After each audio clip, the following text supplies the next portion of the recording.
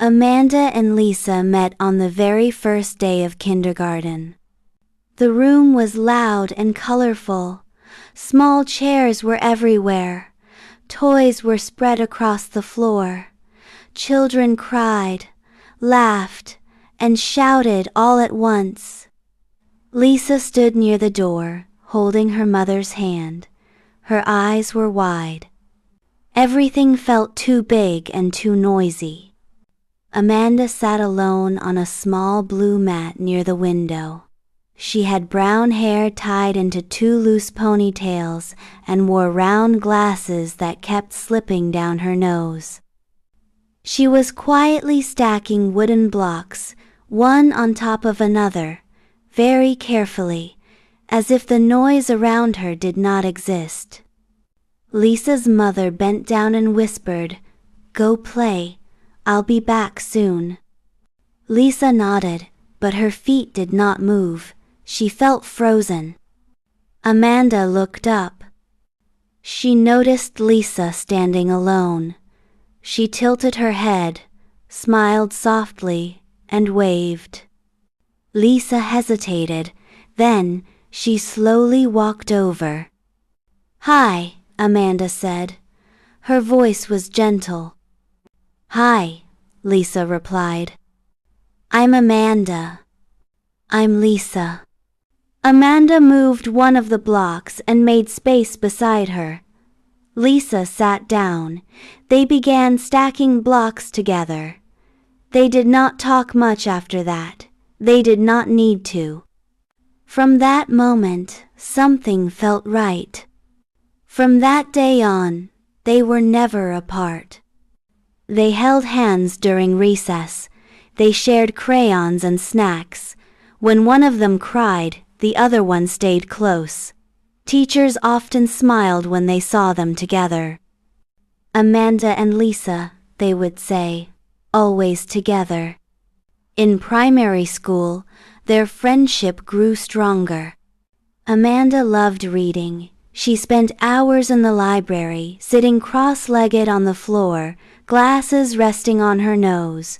Lisa loved drawing. She filled notebooks with sketches of trees, animals, and faces.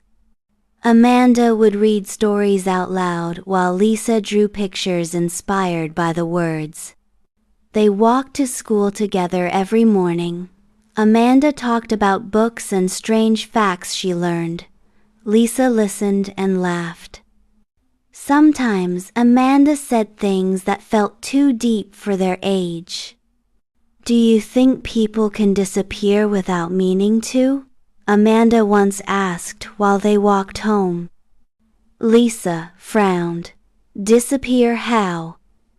"Like, one day they're here, the next day they're not, and nobody really knows why."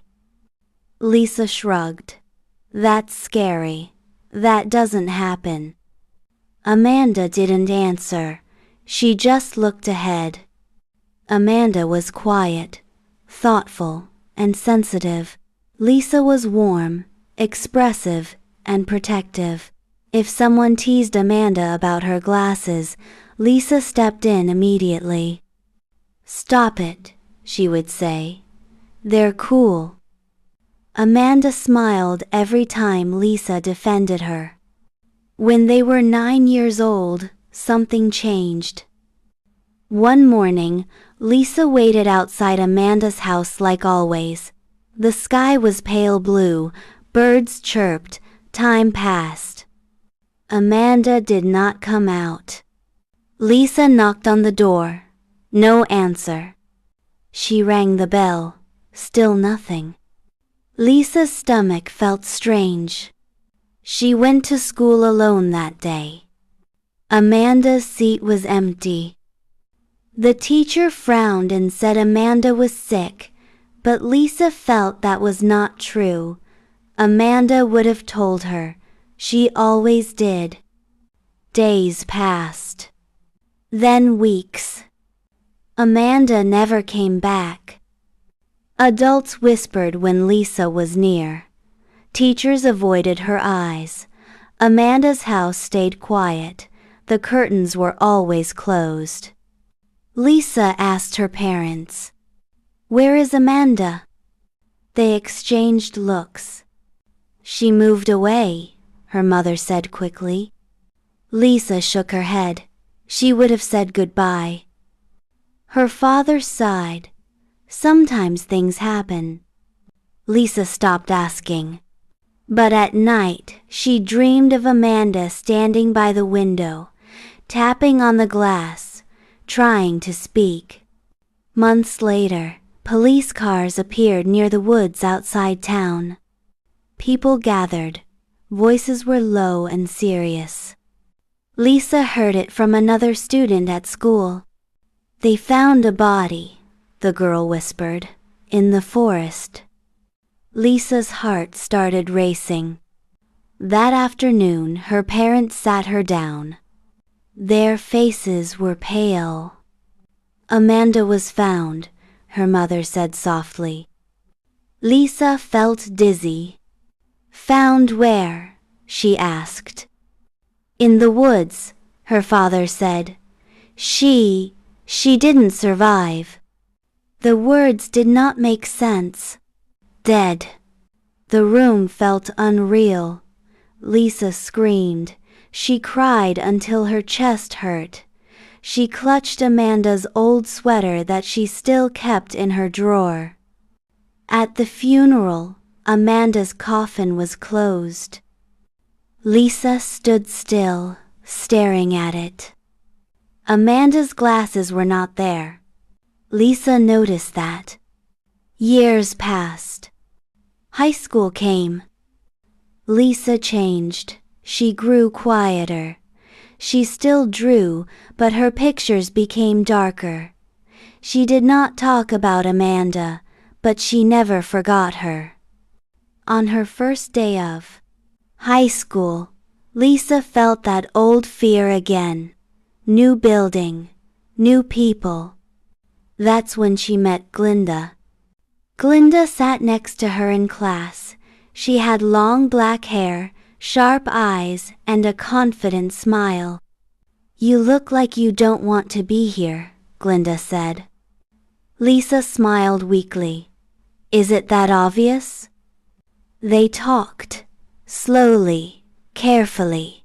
Over time, they became close.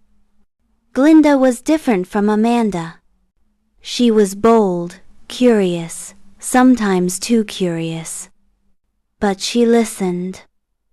When Lisa finally told her about Amanda, Glinda's eyes stayed fixed on her face.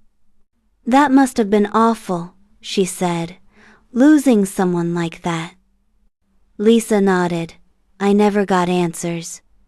Glinda leaned back.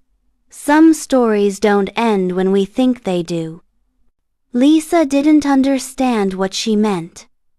On Lisa's birthday, Glinda handed her a small box wrapped in black paper.